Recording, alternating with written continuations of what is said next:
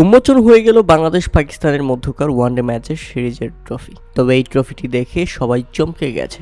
এটা কোনো সাধারণ ট্রফি নয় লোলা, এটা যেন এই দুই দেশের মধ্যে একটা ছোট্ট ওয়ার্ল্ড কাপ।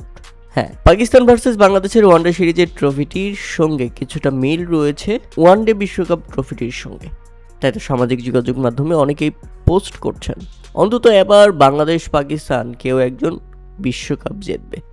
প্রিয় দর্শক, ট্রফিটি দেখে আপনাদের কেমন লেগেছে? কি মনে হয়, বাংলাদেশ কি ট্রফিটি ধরে রাখতে পারবে পাকিস্তানের বিপক্ষে ওয়ানডে ম্যাচে?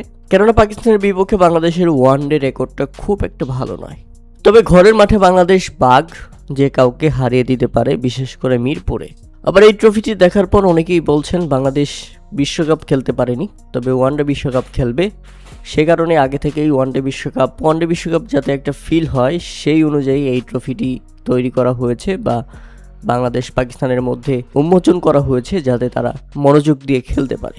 এদিকে আবার বাংলাদেশের অধিনায়ক মেহেদী হাসান মিরাজ প্রেস কনফারেন্সে বলেছেন, এবছর 22টা ওয়ানডে ম্যাচ আছে আমাদের সামনে, ওডিআই ওয়ার্ল্ড কাপ র্যাঙ্কিংয়েরও বিষয় আছে।